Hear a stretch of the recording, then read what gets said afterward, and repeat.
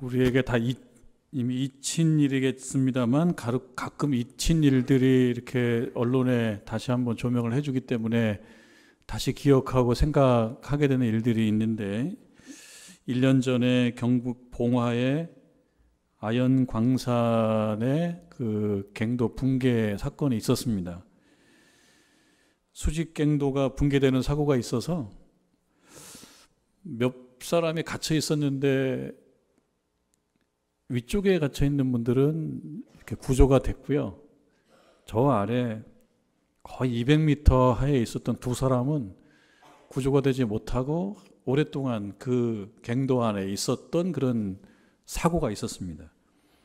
190m 아래에 갇혀 있었는데 221시간 10일, 9일에서 10일 되는 그 오랜 시간 동안에 갱도에 갇혀 있었던 거죠. 그러니까 다 차단됐습니다. 처음에는 이 랜턴, 헤드 랜턴이 있어가지고 이 불도 세게 켜면 안 되는 거예요. 약하게 켜야 되는 거예요.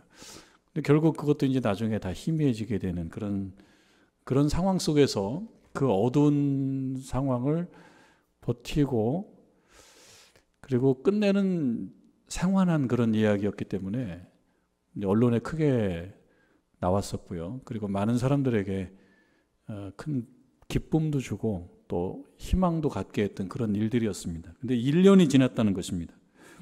그래서 이제 지난 1년 전 이야기를 한 일간지에서 인터뷰한 것을 제가 좀 세심하게 읽어보았는데요. 그 마지막 이 2명, 살아남은 그 2명 중에 한 분인 박정학 광부가 그때 있었던 일들을 이제 인터뷰로 이야기를 하는 것입니다. 뭐 내용이 길지만 그 중에 뭐 몇 대목만 같이 나누게 된다 그럼 이런 내용들이었어요.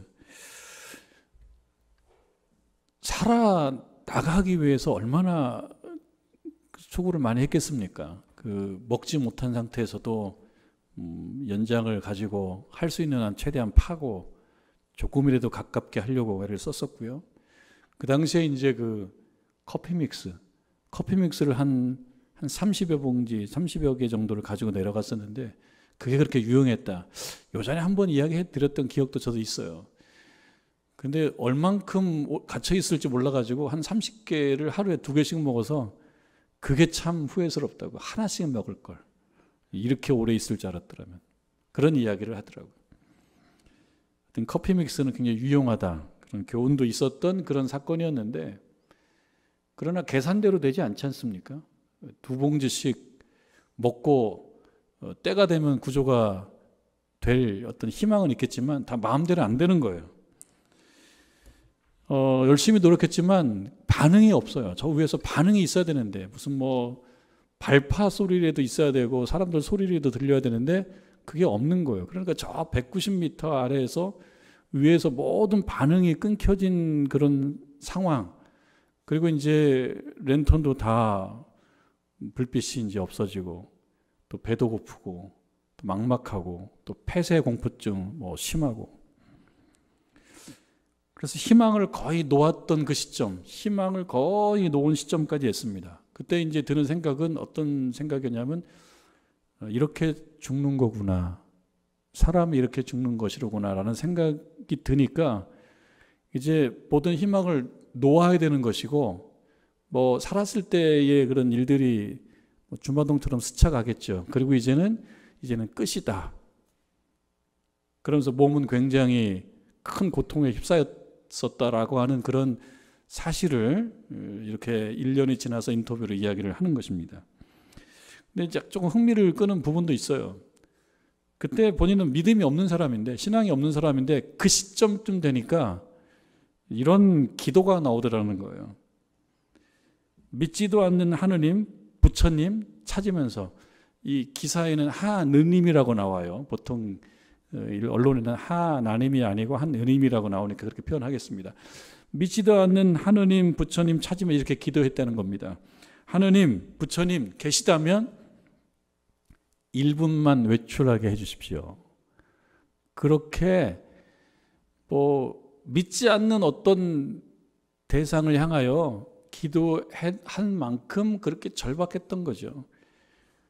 그러나 안 될 걸 아는 거예요. 믿지 않았던 분이었는데, 믿지 않았던 어떤 대상인데, 한 20분쯤 지나서, 그렇게 기도하고 한 20분쯤 지나서 발파라고 하는 소리가 희미하게 들렸대요. 그리고 마침내 구조가 됐다. 그래서 참 인과관계를 이렇게 이야기할 수 있을지 모르겠는데, 믿지도 않았던 그 어떤 절대자를 향한 그 어떤 낯선 기도, 그것이 하나의 원인이 되었나? 참 20분 정도 지나서 발파 소리를 듣고 구조가 되었다니까 참 그런 생각을 한번 해보게 됩니다. 그래서 마침내 구조가 됐고, 그 구조되는 그 상황을 찍은 사진도 신문에 크게 나왔던 기억이 있습니다. 그리고 다시 그것을 보게 되었던 거죠. 인터뷰하는 기자가 물어보는 거예요. 1분 외출이 허락된다면 무엇을 할 생각이었냐고. 그래서 1분이라고 하는 것이 좀 의미심장하잖아요. 하필이면 1분이냐. 그랬더니 이렇게 대답을 하는 거예요. 마누라 손을 잡고 여보 너무 고생시켜서 미안해. 이 이야기 마지막으로 꼭 해주고 싶었다는 겁니다. 그래서 그 이야기를 할 수 있는 시간 1분만 주어주면 좋겠다. 살아있는 1분이 참 중요한 겁니다. 그렇게 보면. 근데 우리는 1분이 수도 없이 많잖아요. 지금 우리에게 주어진 1분은 뭐 오늘만 하더라도 1분이 몇 개쯤 됩니까?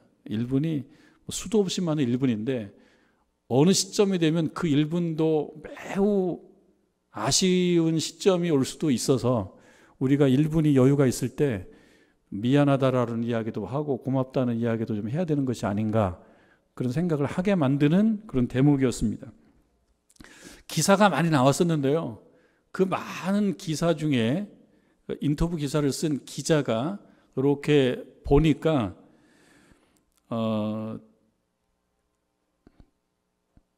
댓글이 많아요. 기사에 보면 댓글이 많지 않습니까? 근데 그 댓글 중에 좋아요라고 이렇게 뭐 하는 게 있어요. 체크하는 게 있어요. 좋아요라고 하는 거를 어떤 기사가 그러니까 어떤 댓글이 좋아요를 가장 많이 받았나 이렇게 보니까 이런 댓글, 이 기사에 대한 이런 댓글에 사람들이 많이 좋아요를 거기다 체크를 했다는 거예요. 끝까지 버텨내서 살아주셔서 감사합니다. 라고 어떤 독자가 이 기사에 대해서, 이 기사 속에 이 두 광부에 대해서 자신의 생각을 쓴 거예요. 잘 버텨내서 살아주신 거가 너무 고맙다. 여러분도 공감이 되시나요? 어떤 사람들이 저 190m 갱도 아래 갇혀 있다가 10일 만에 나왔다라고 한다 그러면 그 살아나온 사람들을 향하여 고맙다라는 감정이 드나요? 그것은 뭘 의미할까요? 뭘 의미할까요? 그러니까 우리들은 그런 거죠. 그래서 알 수 있는 것은 뭐냐면 그냥 내가 사는 건데, 그냥 내가 살아나온 건데, 내가 살아난 이 일이 나에게만 의미가 있는 게 아니고 내가 모르는 많은 사람들에게도 의미가 있나 보다. 그런 거 하나를 알 수가 있습니다. 그리고 많은 사람들은 이 두 가지, 어쩌면은 저 갱도 속에 갇혀 있는 그 사실이 꼭 남의 일만은 아니고 현실 속에서, 삶 속에서 내 일일 수도 있다라고 하는 사실을 느끼는 거고요. 그런 사실 속에서 나도 그런 상황이 되면 살아나올 수 있어야 되는데, 이 살아나온 이 광부를 보면서 그러한 자신의 일을 이렇게 투사시켜 보는 거죠. 투영시켜 보는 거죠. 이것은 이 한 광부의 일만도 아니고 우리가 살아가는 삶에서도 그런 일들이 생길 수가 있고, 그럴 때 당신들이 나온 이 사실은 나에게도 희망이 돼서 매우 의미가 있다라고 하는 사실입니다. 그럼 우리들에게 있어서는 어떻습니까? 우리들도 살아가면서 갱도에 갇히는 일은 99.9% 없을 것 같아요. 우리 성도님들이 또 그 관심이 많으셔가지고 나도 한번 갱도 체험한다고 들어가셔서 어떤 사고가 나면 몰라도 99.9%는 없을 것 같습니다. 다만 이 일은 그러면은 갱도의 문제가 아니라 우리들에게 있어서는 인생의 어떤 구조물이 무너지는 일들은 갱도가 아니라고 하더라도 있을 수가 있다. 그렇게 본다 그러면 이러한 사건은 우리들에게 매우 의미 있는 사건이라고 하는 것입니다. 살아 나와야 된다는 사실, 살고자 하는 그런 어떤 소망에 대해서 매우 의미 있는 사건이라고 하는 것입니다. 그때 중요한 가치는 무엇이냐면 버티는 것, 끝까지 버티는 것, 그리고 신락 같은 희망이 있다라고 하더라도 버리지 않는 것, 이것은 참 중요하다라는 사실을 이 기사는, 이 인터뷰는 교훈으로 이야기를 해주고 있습니다. 그리고 버텨내서 살아주는 것은 나에게만 의미가 있는 것이 아니고 내가 사는 것은 다른 사람에게도 의미가 있다. 여기 계신 우리 교우들께서도 각자의 생사의 문제, 여러분 각자의 생사의 문제, 또는 각자의 어떤 붕괴와 거기서 생환의 문제, 이것은 나에게만 의미가 있는 것이 아니고 우리 모두에게 의미가 있는 것이라는 사실을 우리가 생각해 봤을 때, 아, 나에게도 어떤 의무가 있습니까? 아, 생환의 의무가 있구나. 생존의 의무가 있구나. 내가 살아나야 되는 의무가 있구나. 그런 의미에서 우리 모든 교우들께서도 이 살아가는 정말 이 인생의 바다에서 다 생존하시고 또 건강하게 살아가야 된다는 사실입니다. 이것이 우리들에게도 하나의 사명인 거예요. 하루하루를 잘 살아가는 것이 나에게만 의미가 있는 게 아니라 다른 사람에게도 의미가 있구나. 어떤 경우에는 내가 그냥 단순히 살아난다는 사실이 어떤 사람에게는 희망이 될 수도 있구나 라는 사실을 아는 것이죠. 자, 그런데 한 가지 생각해 봅니다. 버티는 것, 내가 버티는 것, 그리고 신락 같은 이 박정아 광부가 그걸 이야기하거든요. 신락 같은 희망을 포기하지 않은 것이 내가 살아있을 수 있는 근거였다라고 이야기하거든요. 그러니까 우리가 버티는 것과 신락 같은 희망을 버리지 않는 것도 참 중요하지만, 그러나 실제로 우리가 살아가다 보면 버티지 못할 때도 있거든요. 버티는 것 가지고는 감당이 안 될 만큼의 큰 어떤 구조물의 붕괴가 우리 삶에서 벌어질 수도 있단 말이에요. 버티는 걸로는 안 되는 거예요. 신락 같은 희망이 줄 수 있는 것보다 구조물의 붕괴가 더 클 때가 있다는 거죠.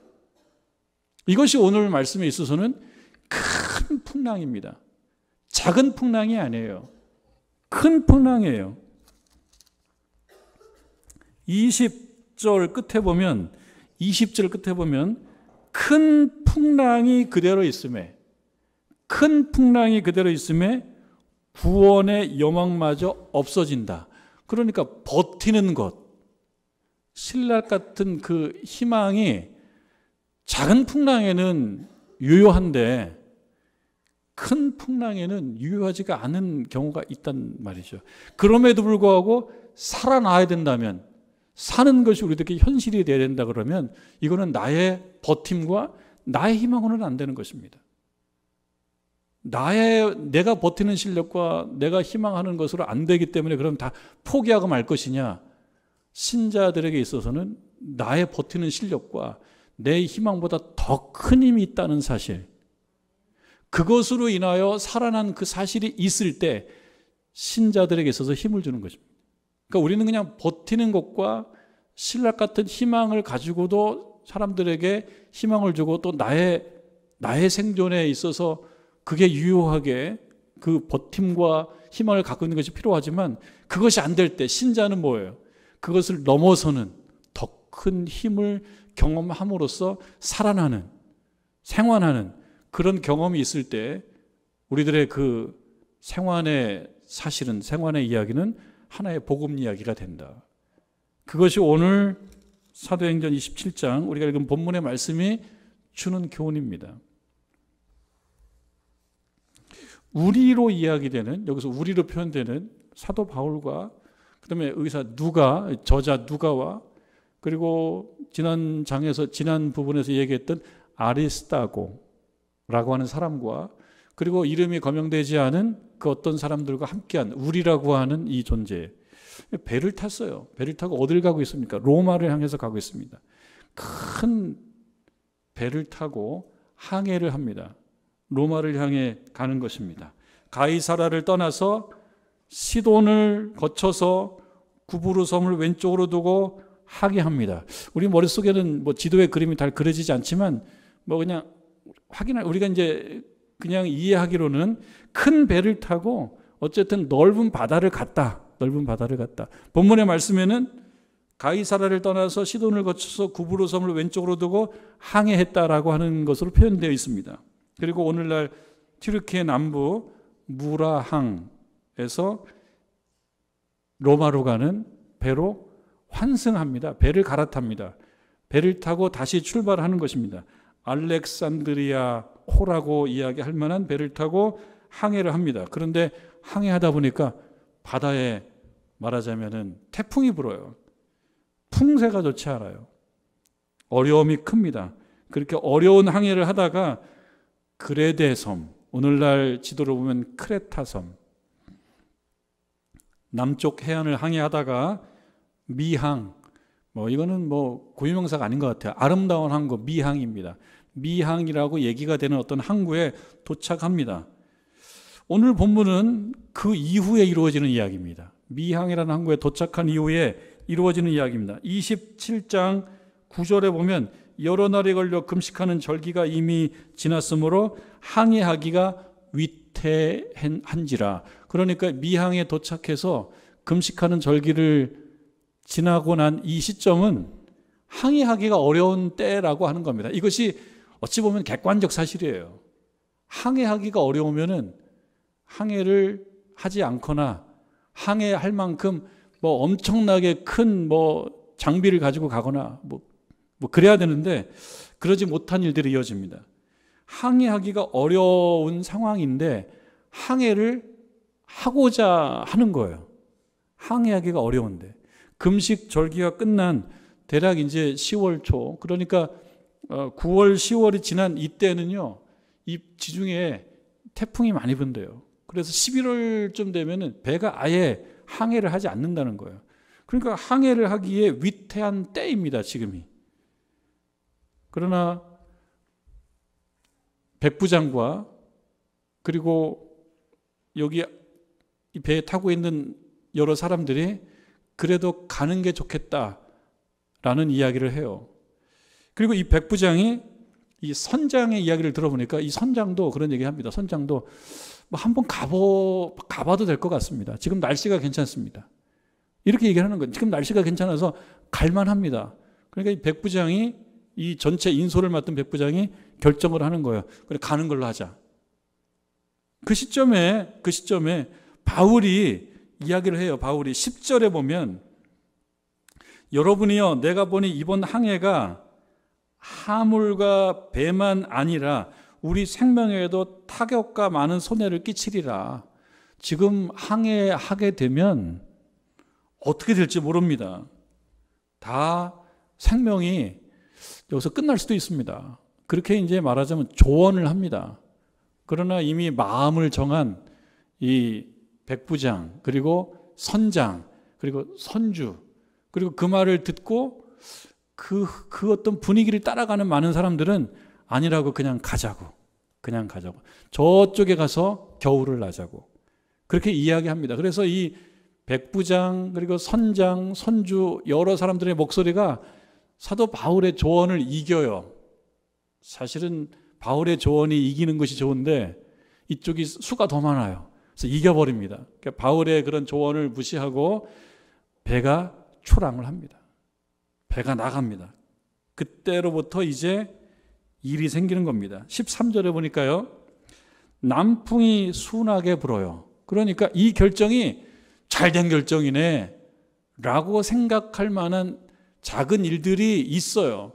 남풍이 순하게 부니까 이런 남풍이 불면은 이 남풍을 타고 배가 앞으로 나가면 좋지 뭐. 잘한 거야. 좋은 결정이야. 그래서 어떻게 생각합니까? 남풍이 순하게 부니까 그들이 뜻을 잃은 줄 알고 이건 잘된 거야. 이렇게 알고 닷을 감아서 그레데 해변을 끼고 항해를 합니다. 그런데 14절 얼마 안 돼요. 섬 가운데로부터 유라굴로라고 하는 광풍, 유라굴루라고 하는 이 유라굴루라는 이름 자체가 큰 광풍이라는 뜻이에요. 큰 강풍, 태풍이 바다에 부는 겁니다. 일이 생긴 겁니다. 이게 어떻게 이해할 수 있을까요? 그러니까 많은 사람들이 소리 질러가지고 이것이 옳다라고 얘기하는 것이 꼭 맞는 것은 아닙니다. 사람들에게는 뭐 이런 어떤 마음들이 있어요. 보고 싶은 것만 본다라는 얘기 있잖아요. 보고 싶은 걸 본다라고 하는 것은 지금 이렇게 됐으면 좋겠다라고 하는 마음, 그런 소망이 반영된 전망을 많이 하는 경향이 있습니다. 나 내일 소풍 가야 되는데 내일 비도 안 오고 날씨도 되게 좋을 거야. 나 날씨 요정이야. 이렇게 얘기해서 내가 내일 소풍 가니까 내일은 날씨가 좋아야 되는 거예요. 그러니까 날씨가 안 좋다라고 하는 예보는 애써서 무시하는 그런 경향이 사람들에게 있다는 겁니다. 그러니까 오늘 말씀 보게 되면 항해하기가 위태로운 때입니다. 그러니까 항해하기가 위태로운 때니까 항해를 안 하는 것이 지혜로워요. 근데 많은 사람들이 항해를 하기를 원해요. 그 중에 선장과 선주의 바람도 있습니다.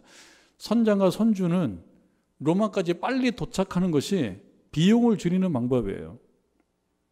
그런 어떤 자신의 이해관계도 있습니다. 오늘날도 건축하게 되면요, 공사 기간이 굉장히 중요합니다. 공사 기간을 어떻게든 줄여야 되는 거예요. 그래서 비용이 적게 들고 이윤이 많이 났습니다.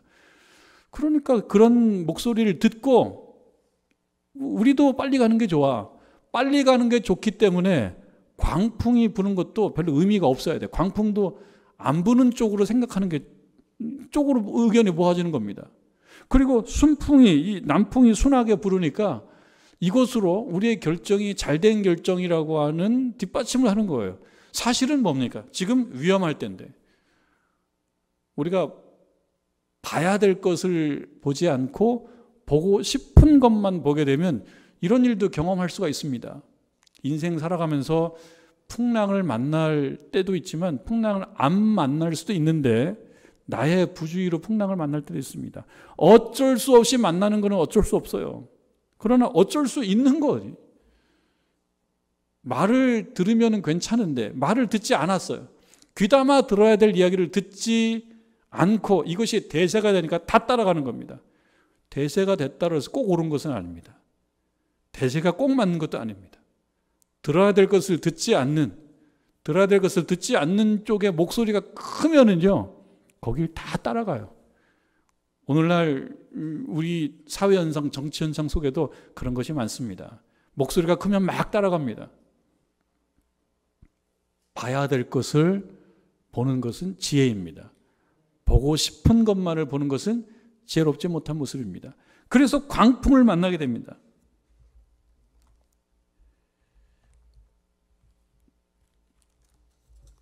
광풍을 만나게 되고 배가 이제 큰 위기에 빠집니다. 여러분 15절부터 보면요, 이제 얼마나 큰 문제, 얼마나 큰 풍랑, 또 정말 처음으로 얘기하면은 갱도가 무너져가지고 이제 정말 190m 밑에 갇히는 일들이 생기고 있는 거예요. 15절에 보니까 배가 밀려 바람을 맞춰 갈 수가 없어요. 가는 대로 두고 쫓아갈 수밖에 없어요. 내 의지로 뭔가 할 수가 없어요. 노력해도 그 노력이 효과가 없어요. 버티는 것으로도 효과를 낼 수가 없어요. 버텨서 되는 문제는 버티면 됩니다. 버텨서 되는 것을 넘어서는 큰 풍랑이 문제인 것입니다. 16절에 가우다라는 작은 섬 사이로 지나 간신히 거루를 잡아. 거루라고 하는 건 조그만 배고, 배가 이렇게 항구에 댈 때 작은 배를 통해서 올라가기도 하고 내려가기도 하고 그런 건데요, 이것이 떨어져 있으면 풍랑 때문에 서로 부딪혀서 깨지는 거예요.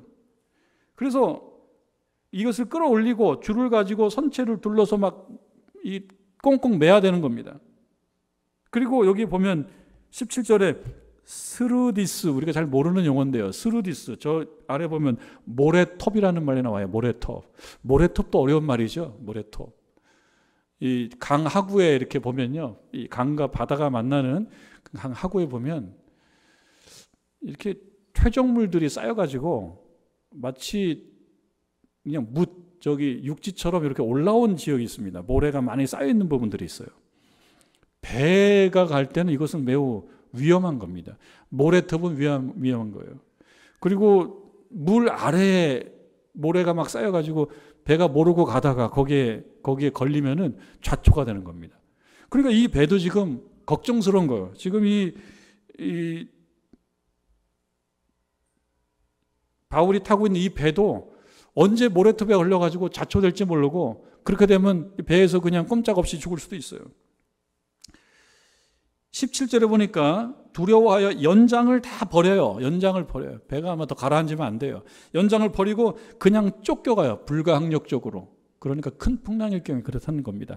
내 노력과 내가 버티는 것과 내가 작은 희망을 갖고 있는 것이 정말 무기력할 정도로 큰 풍랑이 있다는 겁니다. 그냥 쫓겨가는 거예요. 18절 우리가 풍랑으로 심히 애쓰다가 이튿날 사공들이 짐을 바다에 풀어버리고 다 버려요. 이제 애써도 안 되는 거예요. 애를 쓰는 것도 안 되는 거예요. 20절 여러 날 동안 해도 별도 보이지 않는다. 해도 별도 보이지 않는다라고 하는 것은 이때는 또 별을 보고 방향을 찾아가고 그러는데 어둡고 그런 날씨가 안 좋고 그러니까 몇 날 며칠 아주 그 악천후가 계속되고 있는 상황 속에서 희망이 점점 꺼져가는 상황. 처음에 우리 같이 나눴던 이야기를 놓고 본다 그러면 저 갱도에 갇혀있을 때 그래도 며칠 지나면 구조가 되겠지 라는 마음으로는 버텼는데 시간이 좀 지나니까 점점 희망이 절망으로 바뀌는 똑같은 상황입니다. 그래서 여기 보니까 20절 끝에 보니까 구원의 여망마저도 없어진다. 왜? 큰 풍랑은 그대로 있으니까. 이런 상황 속에서 과연 버텨내고 살아남을 수 있을까? 내가 버텨내고 내가 살아 돌아올 때 나에게도 의미가 있고 많은 사람들에게도 희망이 되는데 가능하냐? 아니죠. 버티는 것과 희망으로 안 되는 상황이 있단 말씀이죠. 그때가 믿음과 신앙이 시작되는 시점입니다. 그때가 하나님께서 일하시는 시점이 될 수 있고요. 그때 우리가 하나님을 찾는 시점이 될 수가 있습니다. 이때 바울이 일어나는 거예요. 21절에 여러 사람이 오래 먹지 못하였다. 막 멀미도 심하게 났을 거고요. 그리고 먹는 게 별로 의미가 없어서 먹을 수가 없는 상황이었던 모양이에요. 어쨌든 여러 사람이 오랫동안 먹지를 못했어요. 먹을 상황이 아니에요. 신체적 조건, 상황적 조건이 그렇습니다. 그때 바울이 일어서서 그 가운데 서서 이야기를 합니다. 뭐라고 이야기하냐면 21절 여러분이여 내 말을 듣고 글에 대해서 떠나지 아니하여 이 타격과 손상을 면하였더라면 좋았을 뻔했습니다 라고 이야기해요. 그것이 여러분 앞에 우리가 읽었던 말씀 10절의 말씀 내가 보니 이번 항해가 화물과 배만 뿐만 아니라 우리 생명에도 타격과 많은 손해를 끼치리라. 근데 이 말을 안 들었어요.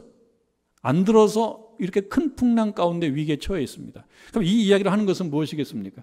당신들 내 말 들었으면 살았을 텐데 내 그럴 줄 알았다고 하는 걸 보니까 내 그럴 줄 알았다고. 책임을 저쪽에서 돌리고 질책하고 꾸중하고 이런 것이 아니고요. 왜 이 이야기를 하냐면 또 어떤 이야기를 할 것이기 때문에 사도 바울이 할 얘기가 있어요. 매우 중요한 이야기가 있어요.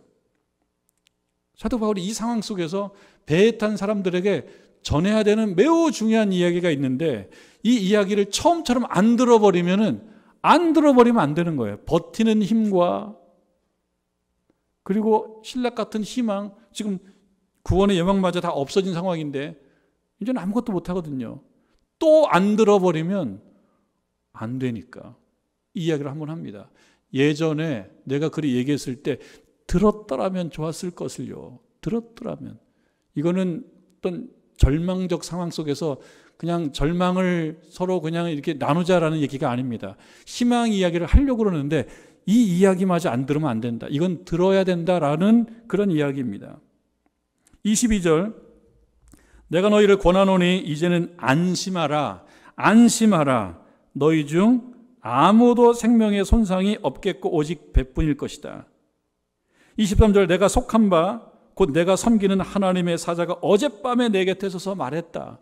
어젯밤에 주의 사자가 나타나서 나에게 말씀했다라고 하는 것입니다. 뭐라고 얘기했냐면은 두려워하지 말라. 내가 너와 함께 하겠다. 그 말씀을 어젯밤에 했다는 거예요. 근데 이 말을 내가 지금 하고 있는데 이것마저도 안 들으면 이거는 정말 이제는 미래가 없다. 그러니까 이 말은 들어야 된다. 여러분 25절에 그러므로라고 말이 있어요. 그러므로. 이 표현이 중요하다고 생각합니다. 그러므로 뭡니까? 어젯밤에 주의 사자가 나에게 나타나서 두려워하지 말라. 배는 좀 상하겠지만 너희 중에 누구도 죽지 않을 것이다 라고 하는 말씀을 내가 들었는데 이것을 근거로 해서 봤을 때, 이것이 근거가 됐을 때, 그러므로는 그거예요. 내가 어제 우리 주께서 내게 말씀하신 그 말씀을 근거로 해서 본다 그러면 여러분은 안심해도 된다. 근데 이것이 근거가 안 되면은 안심할 수가 없어요. 또 안 들을 거냐? 지난번에 안 들었는데 이번에도 안 들으면 안 되는데 이건 들어야 되는데, 근데 이번에 들어야 되는 건 뭐냐면 안심해야 되는 근거는 뭐냐면 어젯밤에 주께서 나에게 말씀하신 말씀이 있다는 거예요. 무시하는 사람 또 있을 거예요. 이 안에 무시하고 아이 뭐 놋뱀을 바라보면 살리라 얘기했던 그 광야의 모세 시절, 어떤 사람은 보고 어떤 사람은 안 봤던 것처럼 어젯밤에 주께서 나타나서 안심하라고 내가 너희와 함께 하겠다고 말씀하셨는데 그 말씀을 근거로 해서 보면 우리가 안심해도 된다. 여러분 그 말씀 우리가 듣고 어떻게 해야 된다는 것입니까? 믿으라는 거죠. 하나님을 믿으라는 것이죠. 사도 바울이 얘기하는 거 이것입니다. 내가 내게 말씀하신 그대로 되리라고 하나님을 믿노라. 나는 하나님을 믿노라. 당신들도 하나님을 믿었으면 좋겠다. 지난 밤에 주께서 나에게 나타나셔서, 주의 사자가 나타나셔서 안심하라, 내가 너희와 함께 하겠다고 말씀했다라고 하는 것은 다른 표현으로 얘기하자면 그 가운데 기도했다는 것입니다. 그러니까 버티는 것과 인간의 신락 같은 희망, 그 희망이 근거가 뭔지 모르는 신락 같은 희망도 위력이 있는데 그것을 안 되는 시점이에요. 근데 이 사도 바울은 하나님께서 함께 하겠다라고 하는 그 말씀, 그것을 근거로 봤을 때 우리는 안심할 수 있고 살아남을 수 있으니 모두가 그 하나님을 믿으라 라고 하는 그 말씀입니다. 그 기도를 하면서 그 응답을 받았다는 거예요. 그러니까 우리가 풍랑을 만났을 때, 큰 풍랑을 만났을 때 어떤 사람은 우왕좌왕하니까 너무 분주해요. 너무 분주하고 경황이 없어서 기도할 시간이 없어요. 그러나 그 가운데서 누군가는 기도를 한 거고요. 그 가운데서 기도한 그 누군가에게 하나님께서는 말씀하신 겁니다. 마틴 루터가 자기의 친구인 이발사 페터에게 기도에 관한 편지글을 써서 보내요. 그것을 묶은 작은 책의 제목이 마틴 루터의 기도라는 책인데요. 그 안에 보면 이런 표현이 있어요. 친구에게 기도에 대해서 얘기하는 겁니다. 친구여, 우리가 조심해야 될 것이 있어. 그것은 진정한 기도의 습관을 깨거나, 진정한 기도의 습관을 깨는 것은 조심하라는 것입니다. 그 다음에 이어서 얘기합니다. 결국에 가서는 무익한 것으로 밝혀지는 다른 일들, 결국에 가서는 무익한 일들로 밝혀지는 다른 일들을 꼭 해야 하는 것처럼 중요하게 여기는 것, 요거는 조심해야 된다는 겁니다. 풍랑 속에 있는 배에서 경황이 없고 분주하고 바빠요. 그래서 너무 분주해서 기도할 수가 없어요. 기도보다 더 중요한 일들이 많은 거예요. 걱정 근심해야 되고 우왕좌왕해야 되니까. 걱정 근심하고 우왕좌왕하는 것이 기도보다 더 중요한 거예요. 그래서 여기 보면 결국에 가서는 무익한 것으로 밝혀지는 그런 일들 때문에 기도할 시간을 내지 못한다. 이걸 너무 중요하기 때문에. 빌 하이벨스 목사님이 이 똑같은 그러니까 이 루터의 이 기도에서 감동을 받아서 쓴 책이 하나가 있는데요. 너무 바빠서 기도합니다 라는 책인데 그 안에 보면 이런 내용이 있어요. 영적인 온전함의 대적은 분주합니다. 너무 분주해서 할 일이 너무 많아서 기도할 시간이 없어요. 기도할 시간이 없으니까 하나님의 말씀이 없어요. 하나님의 말씀이 없으니까 두려워해요. 안심할 수 없어요. 근데 그 가운데 바울이 이야기한 것입니다. 이 가운데 속에 하나님께서 나에게 말씀하셨다. 그것은 내가 하나님께 기도했다는 것입니다. 기도하고 받은 그 말씀은 무엇이냐면 내가 너와 함께 할 거기 때문에 안심해라. 우리가 너무 바쁘고 힘들 때, 바쁘고 경황이 없어. 너무 바빠. 이것저것 많아요. 심지어는 교회에서도 바빠요. 교회에서도 여기도 가야 되고 저기도 가야 돼요. 이 바쁜 것도 하나님 앞에 서는 시간을 뺏는다 그러면 그것만으로는 부족하다는 거예요. 너무 바빠서 또 너무 중요한 일이 많아서 이 풍랑 가운데 기도할 시간을 내지 못하고 결국 안심하지 못하고 두려워하면서 풍랑과 함께 끝날 수는 없다. 우리가 살아나는 것, 생활하는 것이 나에게도 의미가 있고 많은 사람들에게 힘을 준다 그러면 신자로서 우리는 무엇을 붙들어야 된다는 얘기입니까? 하나님의 능력을 붙들어야 된다. 내가 버티는 것만으로는 부족한 그 엄청난 큰 풍랑이 있고요. 엄청난 큰 구조물의 붕괴도 있을 수 있을 때 그때는 내가 버티는 것과 내가 소망을 갖는 것만 가지고는 부족한 것입니다. 여러분 아무리 바빠도 기도하시는 겁니다. 마르틴 루터가 이런 얘기를 해요. 나는 오늘 해야 할 일이 너무 많기 때문에 기도하기 위해 1시간 더 일찍 일어납니다. 남의 얘기로만 생각하시면 안 돼요. 여러분 아까도 말씀드렸다시피 진정한 기도의 습관을 깨서도 안 돼요. 우리들 가운데도 풍랑이 일어날 수 있기 때문입니다. 더 큰 풍랑이 올 때가 있을 수 있기 때문입니다. 여러분 기도의 습관을 깨지 마시고요. 너무 바쁘고 분주해서 이런저런 일들이 너무 막 경황이 없어서 하나님 앞에 서는 시간을 빼고 기도하지 못하는 그런 우리가 되지 않고 너무 바빠서 오히려 기도하는 저와 여러분 되기를 주님의 이름으로 축원합니다.